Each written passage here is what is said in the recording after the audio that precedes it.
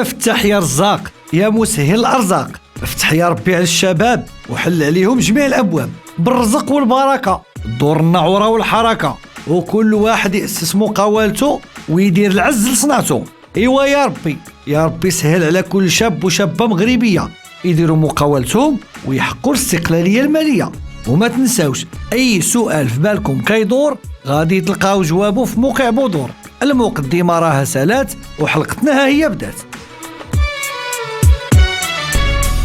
سيادنا، واش الفكرة ديال المشروع ديالي قابلة للتحقق ولا هي موجودة غير في خيالي؟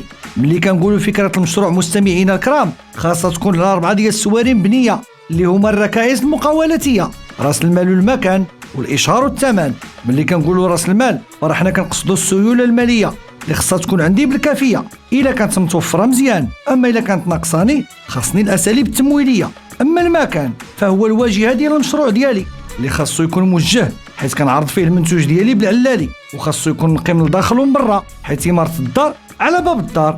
أما الإشهار فهو مهم في المقاولة وما خصنيش نستهن به، ونشهر المنتوج ديالي بالشكل اللي يواتيه حيث المعروضة عند الناس كيقولوا من الخير. وجدودنا القدام قالوا كبر خبزتك تباع في السوق وزوق تبيع.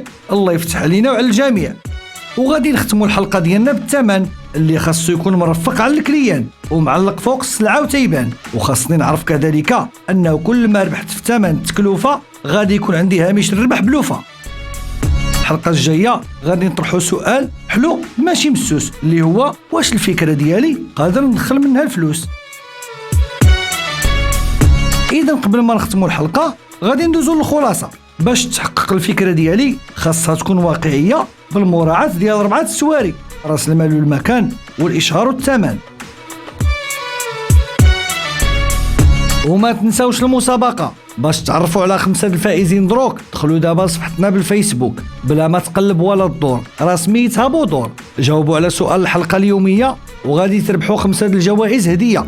وملي تجاوب في كومونتير غادي تحتاج دير جيم وبارطاج. ومن هنا الحلقة الجاية يا سادة، الله يلاقينا في ساعة الخير مع شادة. وما تنساوش اي سؤال في بالكم كيدور غادي تلقاو جوابه في موقع بودور.